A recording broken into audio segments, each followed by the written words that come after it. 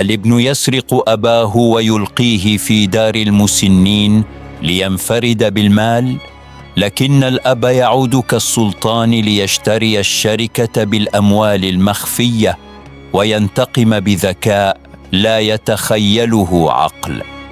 السلام عليكم ورحمة الله وبركاته، والصلاة والسلام على رسول الله صلى الله عليه وسلم. أهلا بكم في قناتكم قصص حقيقية تكشفت. قبل أن نبدأ الملحمة، لا تنسوا الاشتراك في القناة وتفعيل الزر ليصلكم تحفيزنا اليومي. في ليلة شاتية باردة، هرب الابن داريان بأموال أبيه كاملة، تاركا خلفه أوراقا مزورة جردت الأب من كل ما يملك.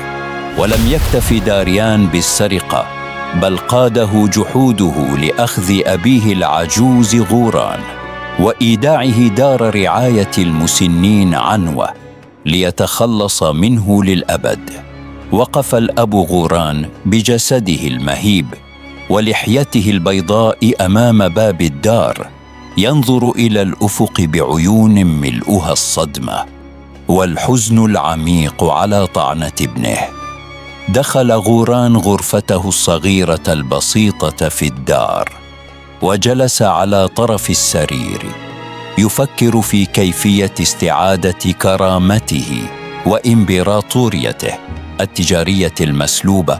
وفي تلك الأثناء كان الابن الجاحد داريان يجلس في المقر الرئيسي للشركة، يحتفل مع المدير الفاسد فولكان بالنصر الزائف والسيطرة المالية.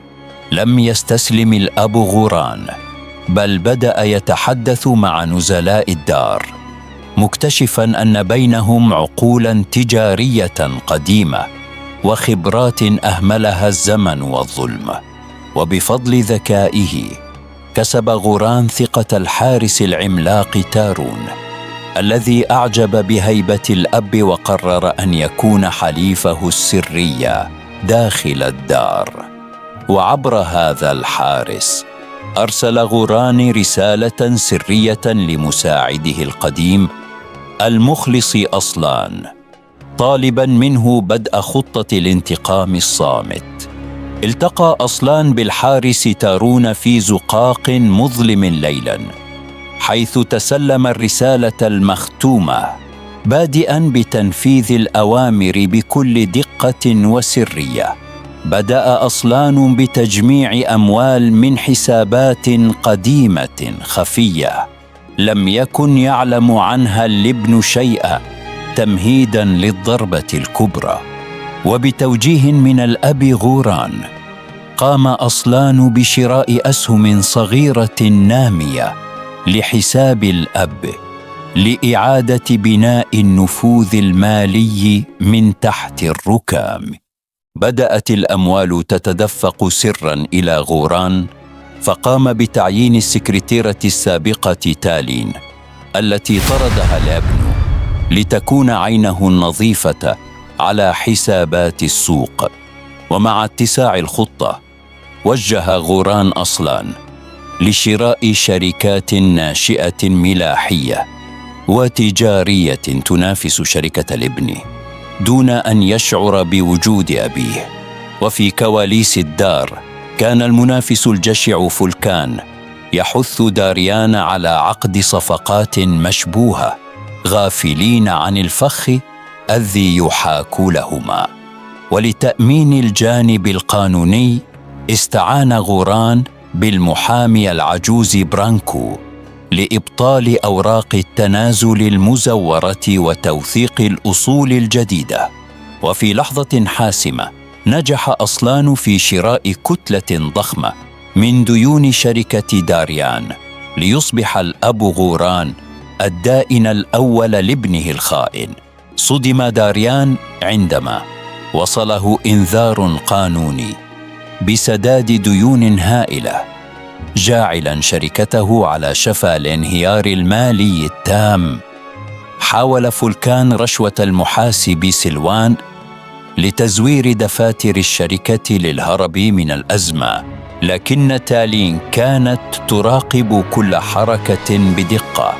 وتحت الضغط المالي اضطر داريان لعرض حصة كبيرة من الشركة للبيع الفوري بأبخس الأثمان لإنقاذ نفسه. وهنا تدخل أصلان بوكالة رسمية سرية واشترى تلك الحصص ليصبح الأب غوران صاحب الكلمة العليا فيها. جلس داريان في مكتبه مذعوراً بعد خسارة الأغلبية، بينما كان فولكان يصرخ غضباً لفشل مخططاتهم. جاءت لحظة الحق. وصلت سيارة فاخرة إلى دار المسنين ليخرج منها الأب غوران كالملك، محفوفاً بحارسه الشخصي العملاق تارون. دخل غوران مقر شركته القديمة بخطوات زلزلت الأرض، حيث كان الموظفون ينظرون إليه بذهول واحترام شديدين. وفي قاعة الاجتماعات صعق داريان وفولكان عندما فتح الباب ودخل الأب غوران ليجلس على رأس الطاولة بكل كبرياء. وبأمر من الأب غوران تقدم الحارس تارون وقام بطرد فولكان الفاسد سحباً بعد كشف كل سرقاته واختلاساته. بكى داريان جاثياً على ركبتيه أمام قدمي أبيه طالباً العفو، لكن قلب الأب كان قد تحجر بسبب قسوة الظلم. وتحت أنظار الجميع سلم الأب غوران ابنه الخائن إلى رجال الشرطة لينال جزاء التزوير والعقوق. تولت السكرتيرة تالين مهام تنظيف المكتب الرئيسي وإعادة الدفاتر الحقيقية إلى مكانها الصحيح بعد سنوات التزوير. وتقديراً لجهوده قام الأب غوران بتعيين أصلان مديراً تنفيذياً رسمياً للشركة ليقود معه عهد المجد الجديد. وفي أمسية رائعة أقام الأب غوران مأدبة كبرى لكل نزلاء دار المسنين، معلناً تبني الدار بالكلية وتوفير حياة كريمة لهم. وقف الملك غوران في شرفة مكتبه ينظر إلى المدينة محاطاً بأصلان وتارون، معلناً أن القصة لم تنتهي بعد، بل بدأت الآن. لم يتوقف طموح الأب غوران عند استعادة الشركة، بل أمر أصلان بتوسيع أعمال المجموعة لتشمل صناعات وتجارات بحرية جديدة. وفي غياب المجد الزائف كان الابن داريان يجلس في زنزانته المظلمة يتجرع مرار الندم بعد أن خسر كل شيء. أما المدير الفاسد فولكان فقد أحيل إلى المحكمة الجنائية الكبرى، حيث وقف ذليلاً خائفاً ينتظر حكماً قاسياً. وبفضل ذكاء تالين تم اكتشاف حسابات سرية أخرى كان يهرب إليها فولكان الأموال، وتم تمجيد الأب باستعادتها كاملة. وتحت إشراف تارون تم تعزيز الحراسة على مخازن الشركة الكبرى لمنع أي محاولة تخريب من بقايا العصابة. وتأكيداً لنزاهته مثل الأب غوران أمام القاضي الوقور زاكار مقدماً الوثائق التي تثبت براءة ذمته المالية وأصالة نفسه. قام المحامي برانكو بإعداد ملف قانوني شامل لإغلاق كل الثغرات التي كان يستغلها الفاسدون في السابق. وفي خطوة إنسانية أمر غوران بتحويل جزء من أرباح الشركة لبناء مساكن جديدة للعمال الكادحين. وتقديراً لوفائه أهدى غوران لمساعده أصلان ساعة ذهبية أثرية كانت تملكها العائلة منذ أجيال. ومع كل هذا المجد تربع الأب غوران على عرش مكتبه ناظراً إلى المستقبل بثقة لا تزعزعها العواصف. نزع الأب غوران الخوف من قلبه وهبط إلى السرداب القديم أسفل الشركة حاملاً شعلته ليكتشف سراً آخر خبأه الأجداد داخل صندوق حديدي مغلق بالسلاسل. تقدم الحارس العملاق تارون بكل قوته مستخدماً قضيباً حديديا ضخماً لتحطيم السلاسل الصدئة، معلناً فتح الصندوق الذي طال انتظاره. امتدت يد غوران لترفع من داخل الصندوق دفتراً سلطانياً قديماً مغطى بالغبار يحتوي على اتفاقيات تجارية سرية وأختام ممالك غريبة ستغير ميزان القوة بالكلية. بدأ المساعد الذكي أصلان بدراسة هذه الوثائق المكتشفة ليتضح له أن هناك ديوناً قديمة هائلة ومستحقات غير مدفوعة للشركة لدى كبار تجار الممالك المجاورة. جمع غوران كبار التجار الدوليين واستعرض أمامهم الدفتر السلطاني مجبراً الجميع على الاعتراف بنفوذه وسلطانه القديم وسداد الديون طواعية دون قيد أو شرط. عادت السكرتيرة تالين لتوثيق العقود الجديدة التي تتدفق على الشركة كالسيل، معلنة بداية العصر الذهبي الأكبر في تاريخ التجارة السلطانية. وفي معسكر العقاب نقل داريان ليعمل في تنظيف المقابر الموحشة تحت المطر الغزير ليتأمل في عاقبة الظلم وجزاء من يبيعون آباءهم من أجل حطام الدنيا. وبجانبه جلس المدير الفاسد فولكان فوق شاهد قبر مكسور يبكي بمرارة ويندب حظه السيء بعد أن جردته الأغلال من كبريائه الزائف وجعلته ذليلا. بدأت قوافل الذهب والفضة تصل إلى خزائن الأب غوران تلبية للديون القديمة لتتضاعف ثروته وتتحول الشركة إلى إمبراطورية تجارية لا قبل لأحد بمنافستها. تربع غوران على عرش تجارته كالسلطان المهيب محاطاً بحارسه الجبل تارون، واضعاً حداً لقصة خيانة الابن ومسطراً فصلاً جديداً من القوة والمجد المطلق. ومع اشتداد الصراع وتوسع النفوذ قاد المساعد المخلص أصلان قافلة تجارية سرية متوجهة بها نحو قلاع الجبال البعيدة لفتح أسواق جديدة لم تصلها يد من قبل. وصل الأب غوران إلى معقل القلعة وجلس كسلطان مهيب يفاوض حكام الجبال واضعاً شروطه الصارمة التي تجعل من شركته القوة الاقتصادية الوحيدة في المنطقة. وفي خضم هذه التحركات كان المحاسب الفاسد الهارب سيلوان يختبئ بين اسطبلات القلعة كالفأر الذعور يراقب حراس غوران باحثاً عن أي فرصة للنجاة بجلديه. ولكن لم تدم مخابئه طويلاً حيث انقضت عليه اليد الحديدية للحارس العملاق تارون لينتشله من وسط الظلام ويعيد تقديمه إلى ساحة الحساب. وفي مقر الشركة الرئيسي استمرت السكرتيرة تالين في إدارة الحسابات الدولية الجديدة بكل أمانة واقتدار، مؤمنة دفاتر المال من أي تلاعب مستقبلي.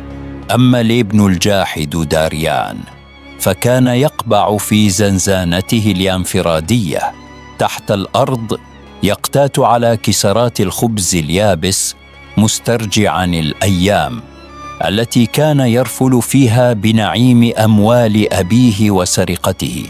وفي مجلس القضاء السلطاني بالقلعة، عرض المحامي العجوز برانكو أمام القاضي الوقور زاكار قائمة الاعترافات الكاملة التي أدلى بها الخونة لتسطير نهاية قانونية حاسمة. وصدر الحكم النهائي بنفي مدير الدار الفاسد فولكان إلى أطراف الأرض خلف البحار، مقيداً بسلاسله، ليكون عبرة لكل من تسول له نفسه خيانة الأمانة. وتأكيداً لهذا التحالف التاريخي، تلقى الأب غوران صناديق ممتلئة بالتحف الذهبية النادرة والشعارات السلطانية، معلنة سيطرته المطلقة على تجارة الشرق بأكمله. وقف السلطان غوران فوق شرفة القلعة الشاهقة، متطلعاً إلى آفاق إمبراطوريته الجديدة، محاطاً برجاله الأوفياء. وقد أثبت للجميع أن العدالة الإلهية لا تنفذ أبداً. ومع اتساع رقعة النجاح، جلس الأب غوران في قاعة الاجتماعات الكبرى ليورع ميثاقاً تجارياً جديداً، واضعاً اللمسات الأخيرة على شبكة النفوذ العالمية بمساعدة أصلان. وفي تلك الأثناء كان الابن الجاحد داريان ينقل في عربة السجن الحديدية عبر الطرق الموحلة، متطلعاً من خلف القضبان بيأس إلى السماء التي غابت عنها شمس حريته. نجح المحامي العجوز برانكو في تتبع آخر مخابئ الثروة المسروقة، واستعاد صناديق الذهب المهربة من المحاسب الفاسد سلوان، الذي وقف مكبلاً يشهد زوال أحلامه الجشعة. تولى الحارس العملاق تارون بنفسه تأمين الذهب المستعاد وإعادته إلى خزائن الشركة الحصينة، فارضاً حماية مطلقة لا يمكن لأي خائن أو غادر اختراقها. سلمت السكرتيرة تالين الدفاتر المالية الجديدة للأب غوران، معلنة تصفية كل الديون القديمة وتطهير حسابات الإمبراطورية التجارية من دنس التزوير والخيانة. نفي داريان إلى سجن الواحات البعيدة وسط الصحراء القاحلة، يجر أصفاده الثقيلة تحت أشعة الشمس الحارقة، يذوق مرارة الندم والعذاب الذي لا ينتهي. وفي جلسة تاريخية مشهودة، تلا القاضي الوقور زاكار المرسوم السلطاني النهائي بحظر أسماء الخونة من جميع سجلات التجارة والممالك إلى الأبد. سيق المدير الفاسد فولكان إلى سفينة النفي البحري، مغادراً أرض الوطن بلا عودة، باكياً بحسرة على النعيم الزائل والمؤامرة التي انقلبت على رأس صاحبها. اكتملت خزائن الأب غوران، واستقرت ثروته كاملة دون نقصان، ليعود المجد إلى عهده السابق، وتصبح الشركة الحصن الاقتصادي الأول والأقوى بين الممالك. وقف السلطان غوران فوق شرفته يرقب مدينته الشامخة، محاطاً برجاله الأوفياء، وتارون يحرس ظهره، معلناً للعالم أن خيانة الأبناء لا تصنع إلا رجالاً من حديد.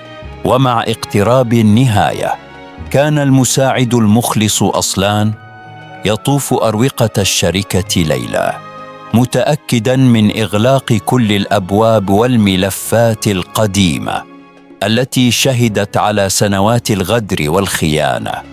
قام المحامي العجوز برانكو بإحراق آخر العقود المزورة التي صنعها لابن الخائن ليمحو للأبد أي أثر للظلم والتزوير من تاريخ هذه العائلة العريقة.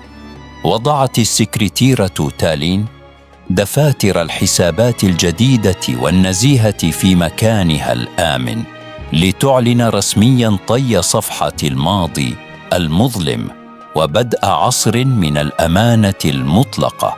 أما الابن الخائن داريان فقد جلس وحيداً في سجن الواحات ينظر إلى يديه اللتين تلوثتا بسرقة أبيه، وقد أيقن أن خسارة الوالد لا تعوضها كل أموال الأرض.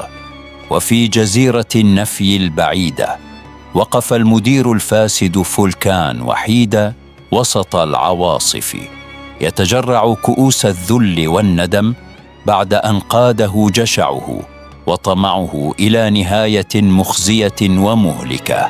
أغلق القاضي الوقور زاكار سجلات القضية بشكل نهائي، معلنا انتصار العدالة الكاملة وعودة الحقوق لأصحابها، لتبقى القصة عبرة تتناقلها الأجيال. التفت الأب غوران لعمل الخير، فبدأ بتخصيص جزء كبير من ثروته العائدة لرعاية المسنين والفقراء، معوضاً إياهم عن قسوة الأيام، وعادلاً كما كان دائماً. وقف غوران بين رجاله المخلصين أصلان وتارون، يتطلعون جميعاً بكبرياء إلى شعار العائلة الشامخ الذي تطهر من دنس الخيانة وعاد ليرفرف في عنان السماء. ارتسمت ابتسامة النصر الحقيقية على وجه الأب العجوز، ابتسامة رجل واجه خيانة ابنه بقوة الحديد واستعاد حقه وشركته ليثبت أن الأب يبقى دائما هو السند والسلطان. وهكذا انتهت حكاية الابن الذي هرب بالمال وترك والده في دار المسنين، ليعود الأب ويشتري الشركة وينتقم بذكاء، معلنا انتصار الحق والعدل للأبد. وبكده يا جماعة تكون القصة بتاعت النهاردة انتهت، وشكرا لكم على حسن المتابعة للنهاية، ويا ريت تكتبوا لي تعليق وتعملوا شير للفيديو ده، ويا ريت تعملوا لايك، واستنوني ان شاء الله في القصة القادمة.